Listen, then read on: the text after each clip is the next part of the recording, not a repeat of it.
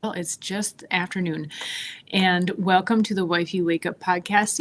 Any time of the day is a great time to wake up in your life, and that's what this is all about at the Wifey Wake Up podcast and wifeyschool.us.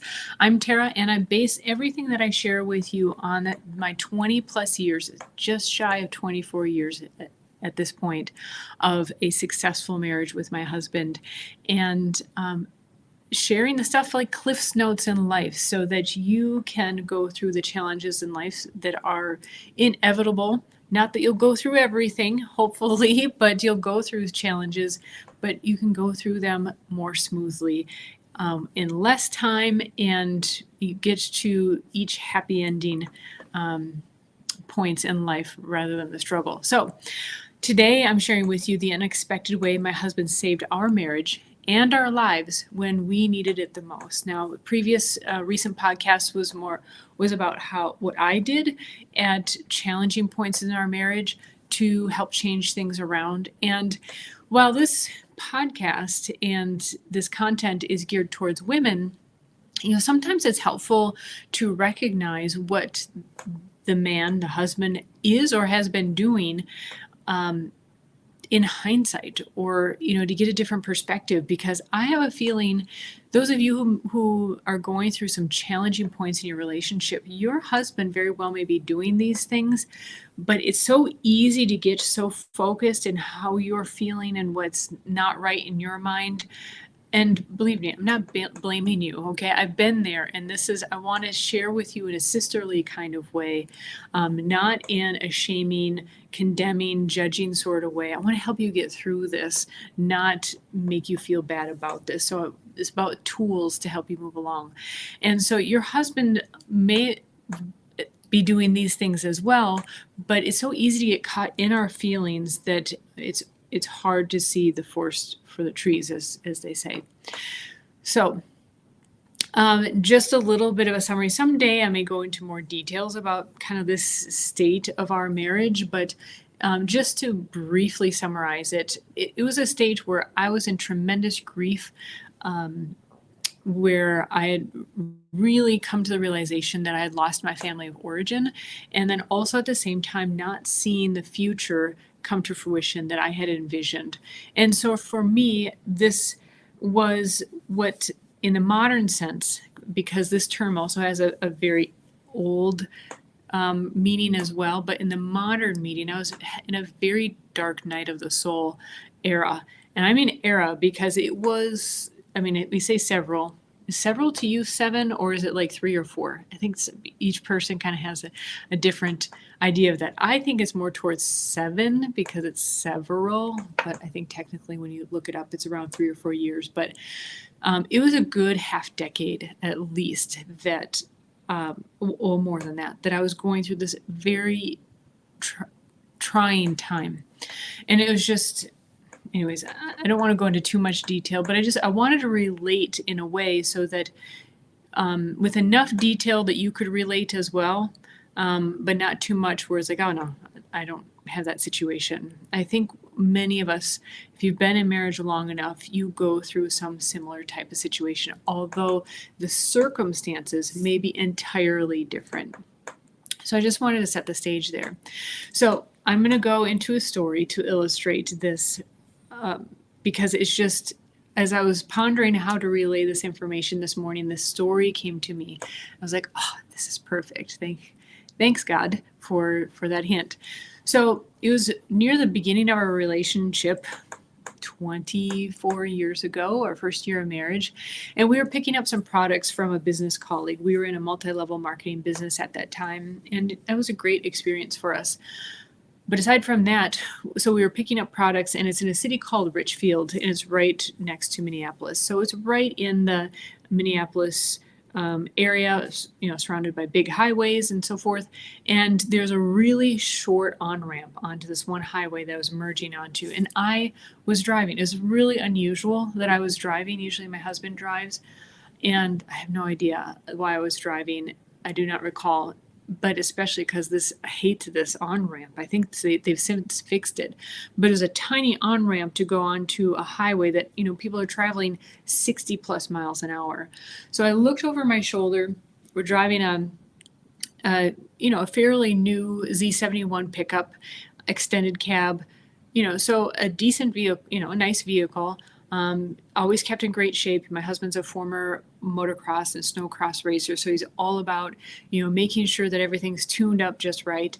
And so I'm doing what you're supposed to do, right? You're going down the on-ramp, and I'm looking over my shoulder. Everything looks good. I've got my spots to merge. I look over my shoulder again just to be sure. And in the distance, but I can see is quickly approaching, is this tiny red convertible. And I know that if I keep merging as I'm planning to merge, that I'm just going to obliterate this tiny convertible.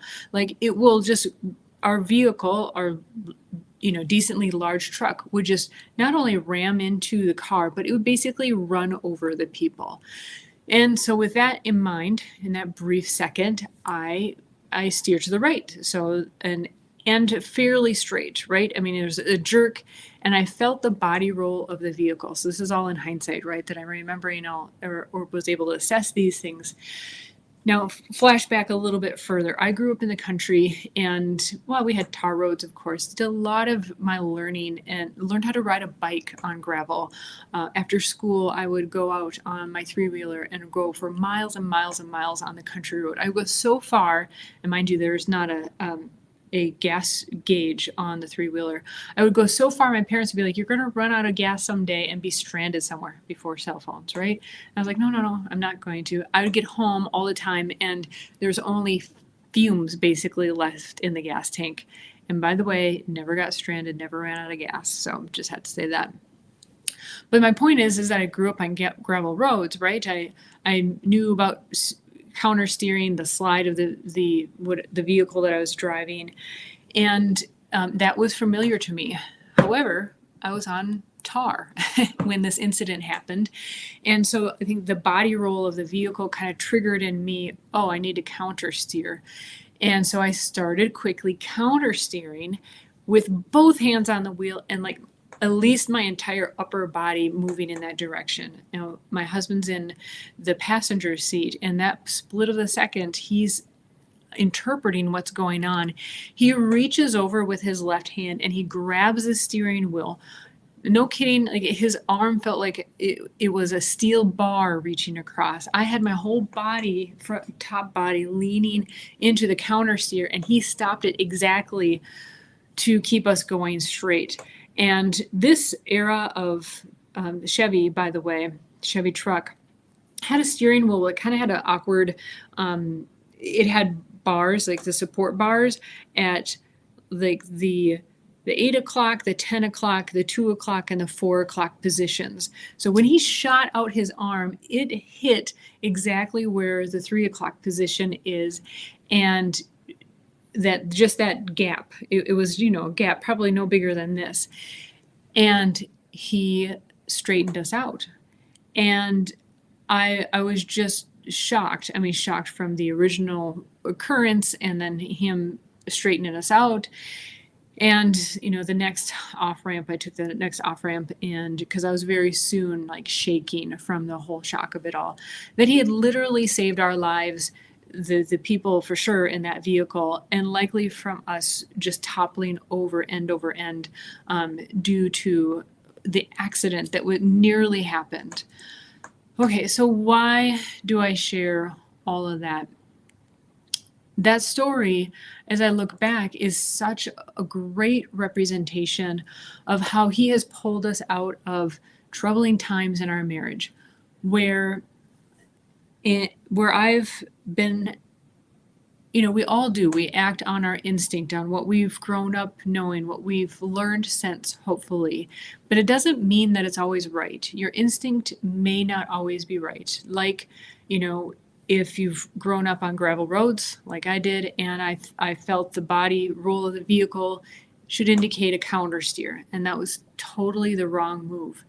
And thank God that his wherewithal, his former racing and for sure God's grace, he stuck out his arm and, wasn't like, honey, what's going on?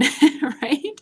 He just stuck out his arm and stopped us from going off track, and more importantly, kept us going straight ahead, out of harm's way. And there's so much metaphor in this story. Even as I was writing it down this morning and peeling it apart, that there's so much to it. And I want to relay to you ladies who are listening to this. And I really hope that you're getting to this point to where that your guard is down, in the sense that I hope you realize that me sharing these stories, again, I want to emphasize, are in a sisterly kind of way. Here are the things that I learned. Here are the challenges that I went through, and you don't have to go through these challenges in your relationship. And so one thing that I'd like to convey is that, early on in a relationship, if you have a man in your life, your husband is a man, you were probably attracted to him at some point because you saw him looking manly, having a manly presence among his friends or colleagues, and taking command of a group, for example, not because he has positional leadership, like he's the older brother or he just has more seniority in the group, but because people respect him, and that he has knowledge and he has earned his position. And recalling back that also stimulated in you an attraction, and that years down the line, all sorts of things can happen where you not only lose that attraction, but it's largely based in because you lose the respect for him. And it can happen for all sorts of reasons. But I encourage you to go back and realize what you did see in him. And when you saw him in this literal or metaphoric group, and him leading in some sort of way, or helping, or being a person to look up to. And because when you're at the latter stages, hopefully you're not there, but you're probably listening to this because you are. When you're at the latter stages where you've lost that respect or reverence or sense of awe or looking up to him, it's a very steep downhill slope into resentment, into just, even disgust. And when you're headed in that direction, it's also easy to see what you would have earlier seen as his leadership ability for the family, saying, we're not going to do that. That's not a healthy group of people to be around. We're not going to eat in that way because that's not a healthy thing to do. Let's talk about that conversation you said you had with your friend, because it sounds like that is not supportive of our relationship, that you're actually tearing down our relationship with our friend. That's a previous podcast. Early on, you might have, you likely saw this as, okay, he is leading our family. He's, I respect him. I see him doing all these great things in the community and our family. And later on, if you've lost respect, built up, these really toxic feelings of resentment and so forth, you'll tend to look at those moves, his saying the same things, as control, when previously they would have actually been him leading the family. And I point that out because I too have been there. I've thought to myself, is he being controlling, or am I just misinterpreting this? Because I have a different attitude about him and our relationship at this point. Now, honestly, I didn't get to that point in the conversation in my head that quickly. It took a while. I took time to assess, what am I really thinking and feeling? And fortunately, I came around to understanding, I'm seeing him in a different light. And he is acting as he did prior, early in our relationship, setting the tone, setting the direction for our relationship as the leader of our family. And he would, at times, many times in our relationship, very early on, even when we were dating. For example, when we were dating, I was just recently out of high school. And so you still kind of have your high school habits, right? You hang out with the same types of friends, you have guy and girlfriends. And I had just moved in with my soon to be husband at that time. And I had a couple of guy friends over. Now, I don't even remember. I was like, I think showing them even where I was living. They knew my husband to be, all that. It was just a quick visit. And my husband, after they left, he's like, let's sit down and have a talk. And he said, I want to be with you. I love you. However, how would he have said it?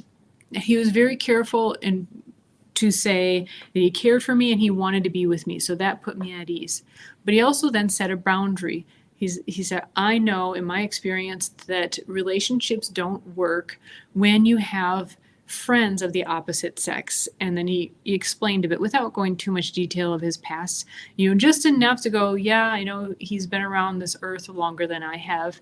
And I trusted in his judgment. And he explained just a little bit to give me the insight, but not too much to be like too much going into his past relationships. And that was him setting the boundary. That was him grabbing the steering wheel and going, nope, we're going in this direction. You can go with me in this direction. I'd like you to join me. We're going in this direction. And at other times in our life, there had to be even some stern talks. But always with that, I love you, I want to be with you, but this is not acceptable. But giving a direction, explaining just enough, not necessarily over-explain, but, being very reasonable, logical, and this is where we're headed. And I think metaphorically in that story, and obviously literally, it has saved our lives and our marriage life.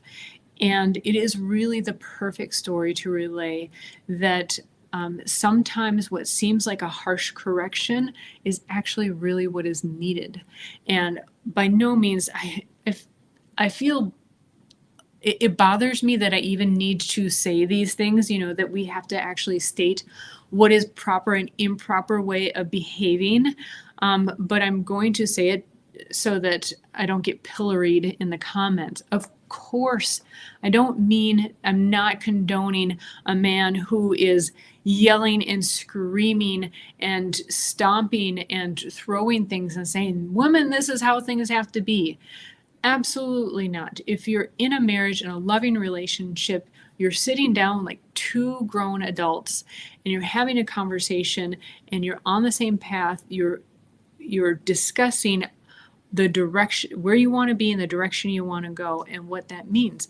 And that does mean even after you've been married, sometimes you have to clarify the boundaries, restate the vision, and right the ship.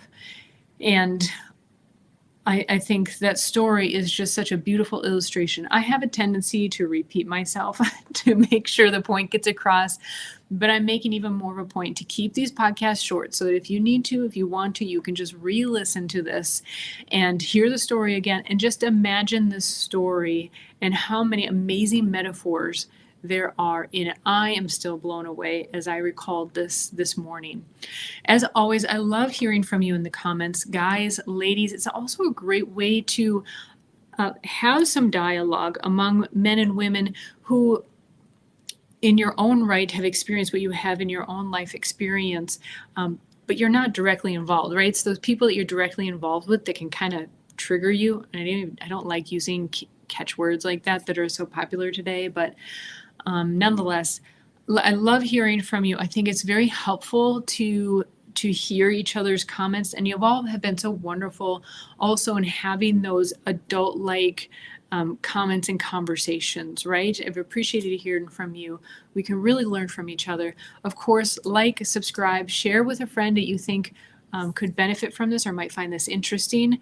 And of course, if you're like, Tara, that sounds great, but I don't know where to go next, you can contact me. My information is in the chat where we could have a text, a video, a voice chat, and I can help you on that next step of your journey. And if you just enjoy this content, I would totally appreciate a tip in the tip jar. It helps me buy a cup of coffee, a lunch out, or a dinner out with my best buddy who is my husband. And you all, I hope you all have a wonderful day. Take care. Bye-bye.